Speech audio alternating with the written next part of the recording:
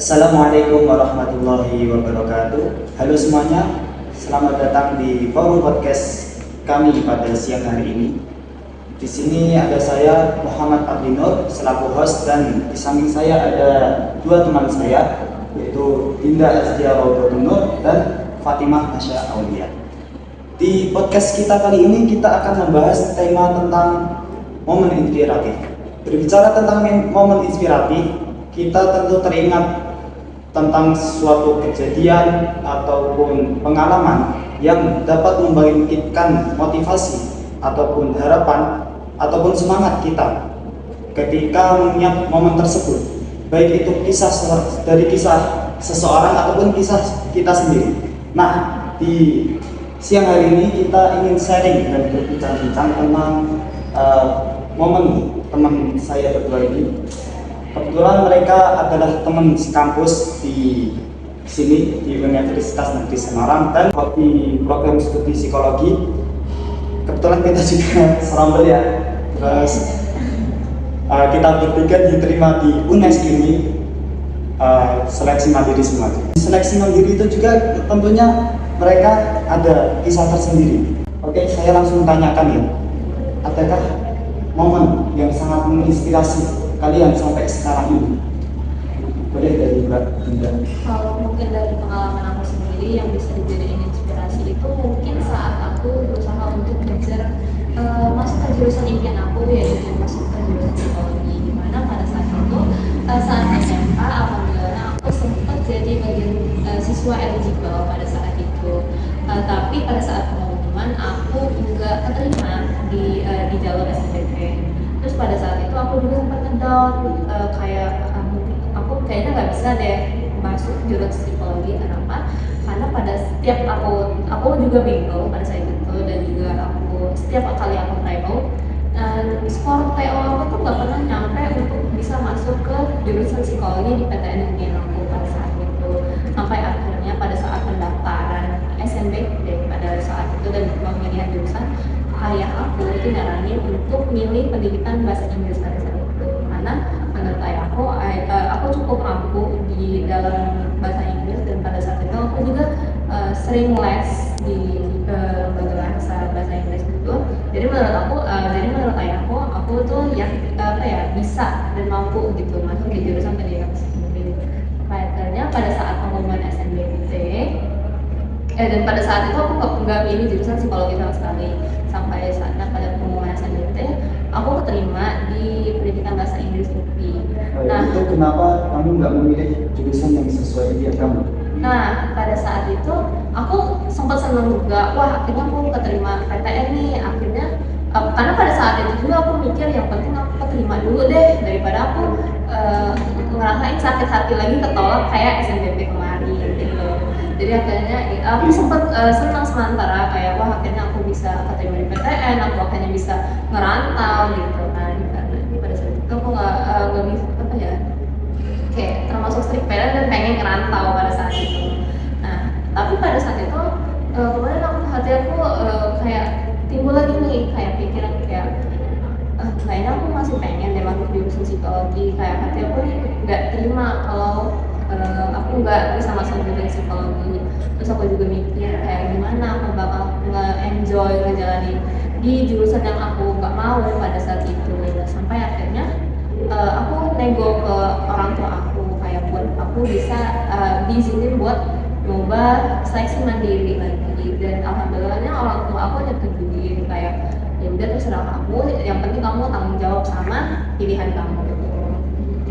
Sampai akhirnya aku coba di berbagai macam seleksi mandiri PTN gitu, dan alhamdulillahnya aku keterima di UNES. Nah, pada saat itu sebenarnya orang tua aku juga nggak sampai ngerestuin di sini. Kenapa? Karena itu jauh dari rumahku, kayak terlalu jauh. Tapi pada saat itu aku nyoba ngeyakinin mereka kayak ya udah nggak apa-apa, aku di sini, yang penting aku dapat jurusannya gitu. Kebetulan orang Lampung ya? Iya. Jadi cukup jauh ke sini. Terus saya ingin menanyakan dari perjalanan kamu SNBP, SNBT, dan seleksi mandiri itu kan tentunya butuh semangat ya ketika ada yang nggak keterima, terus bener down, terus SNBT, terus masih ada yang ganjil gitu ya.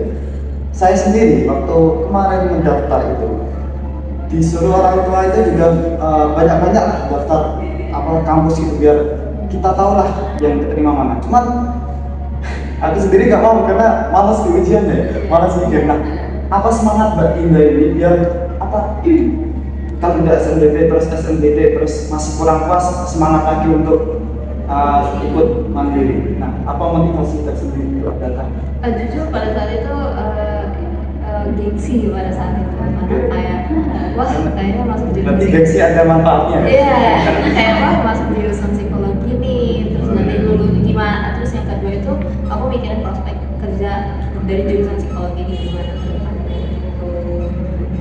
Kalau udah tahu selain mandiri UNES, coba daftar di mana ya? Pada saat itu aku nyoba di mandiri UNDIP, mandiri UNJ sama Uncapar. Nah, itu dia.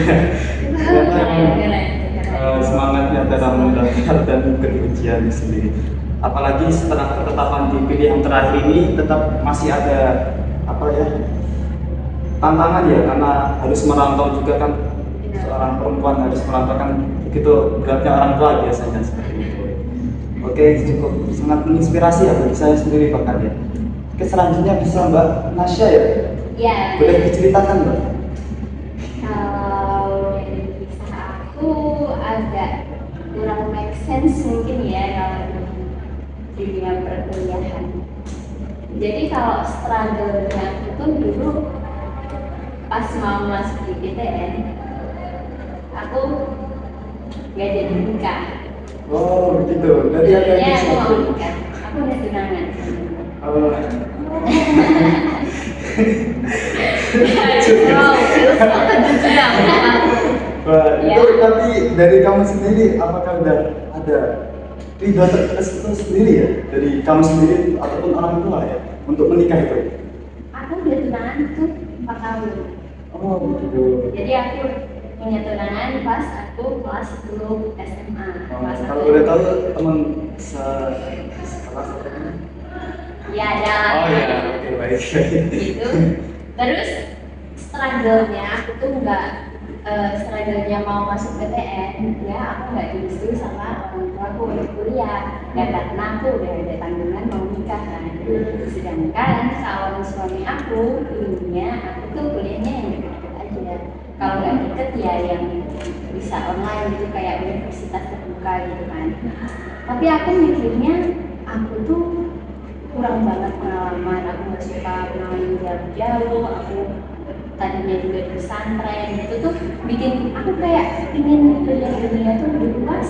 Oke, kalau dari laki-laki saya lihat mesti dari laki-lakinya yang udah tunangan itu udah ada kesiapan ya tentunya untuk menjadi pernikahan. Kalau dari Mbak Nasya sendiri, apakah benar-benar udah siap dari dalam diri? Nah itu ya salah satu alasan kenapa aku kekeh banget ingin kuliah, padahal kan banyak ya kontroversial kayak ngapain kuliah ya nggak kuliah aja lebih kaya gitu kan. Itu ya karena pertama aku belum siap, terus kedua ini tuh aku juga gengsi. Gengsi kenapa? Karena teman-temanku jadi gini, kayak alhamdulillahnya di sekolah tuh dulu aku termasuk ya kayak siswi berprestasi gitu. Nah teman-temanku yang prestasinya di bawah aku tuh udah kuliah, udah masih nyari pengalaman, sama prestasi. Terus aku setelah nikah ini aku mau ngapain? Kan aku bingung. Tapi dari orang tua benar-benar udah ada ngasih kepercayaan ya sepenuhnya ke kamu sendiri. Soalnya yang bawa dia tuh ya aku nggak dijodohin ya ini. Aku ya memperkenalkan dia ke orang tua. Jadi ya mungkin mereka percaya lah. Terus juga sebenarnya kalau ada itu memperbaiki mapan juga. Sebenarnya nggak masalah guys, bagus. Iya. Cuman karena emang dari dirinya kan sudah tetap pengen kuliah ya. Dan Belum siap juga kan bahaya kan. nah, boleh diceritakan itu tentang apa ya perjalanan dari Sampai bisa Iya. disuruhin orang tuanya. terus akhirnya dan bisa Dan apakah itu kalau boleh tahu kurang maaf kalau nggak jadi gitu? Oh iya boleh. Ini jadi ingin kuliah dan ingin nggak nikah dulu. Harusnya tuh aku nikah tahun kemarin. Tahun kemarin sekarang ya. Sekarang tahun ini tahun 2025. Nah, itu aku kekeh banget ingin nggak nikah dulu dan ingin nikah terus dan ingin kuliah tuh sekitar bulan Februari. Itu tapi aku belum kepikiran mau di UNES, cuma pengen kuliah aja, cuma dari tahu mau di mana gitu. Nggak tahu juga mau lewat jalur apa masuknya. Tapi aku belajar kayak buku SNBT, lihat-lihat kayak di YouTube kan itu dari tutorial. Terus setelah itu kan banyak cekcok kan di keluarga aku karena aku nggak boleh kuliah jauh-jauh. Terus calon suami aku juga tidak memperbolehkan aku kuliah jauh-jauh. Jadinya aku minta udahan. Itu tanpa cekcok lagi dong sama keluarga sana, sama keluarga aku. Itu aku benar-benar depresi banget waktu itu karena dan sama aku kan semuanya kayak namanya aku udah ditungguin 4 tahun ngapain gitu. Itu kamu benar-benar mendaftar di UNESCO, mandiri UNESCO. Iya dong, Ya. gitu dong. Karena aku mikirnya kayak yang konsentrasi aja. Oke. Dan jurusan psikologi memang benar-benar impian kamu atau gimana? Iya. Psikologi. Iya. Sebenarnya sih psikologi itu impian, cuma nggak yang impian banget. Aku tuh nggak tahu ya impian aku tuh sebenarnya apa. Soalnya aku kayaknya sih aku tuh suka belajar, jadinya belajar ini aku suka, ini aku suka, ini aku suka. Nah sebelumnya itu aku mau kembalikan lagi enggak. Aku nggak ada kepikiran mau daftar jurusan apapun selain sastra Inggris.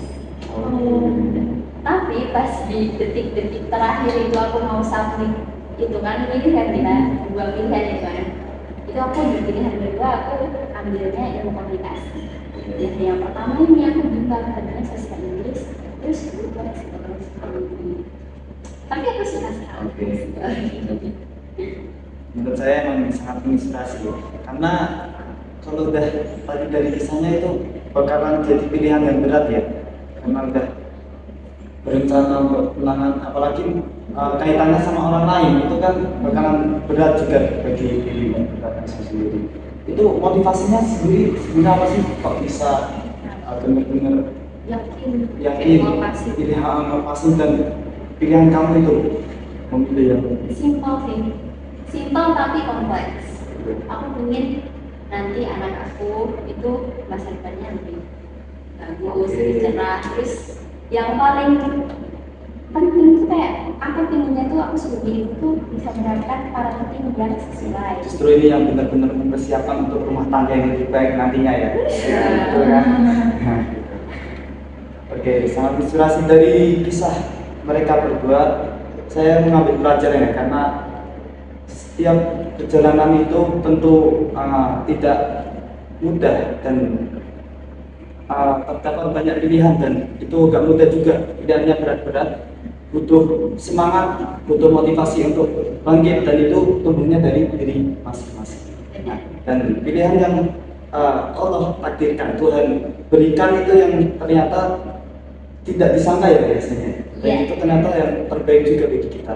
Jadi kita konsepnya tetap berusaha untuk selalu bangkit dan tetap ada konsep berserah ya kepada Tuhan ya. Iya.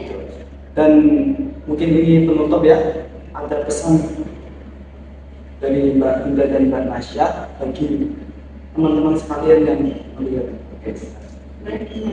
Kalau pesan dari aku sih mungkin apapun yang kalian ini impikan, kalian cita-citakan, benar-benar kalian pengen dalam sesuatu itu, aku coba kalian kejar gimana pun itu, gimana pun caranya, kalian berusaha, kalian cobalah dulu itu supaya nanti nggak menyesal. Mau nanti hasilnya sempurna atau nggak sempurna atau kejadian tapi tidak sesuai yang diinginkan, itu setidaknya kalian tidak ada rasa penyesalan dalam diri kalian. Terus juga ya, yang pasti walaupun kalian sudah berusaha gimana pun juga, kayak Mati tadi bilang, kayak itu semua nanti Allah yang tentuin gimana baiknya itu untuk kamu. Kalau dari aku ya, nyesel itu wajar. Ya. Kayak misalnya aku nyesel masuk sini. Terus aku pinginnya aku masuk undip gitu.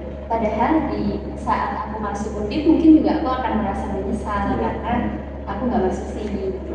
Jadi menyesal itu wajar dan kalian harusnya bisa memandang hidup ini tuh punya nilai positif dan negatif. Jadi ya kalau ada kegagalan kalian ambil aja pelajarannya, kalau ada rintangan ya kalian terjun aja.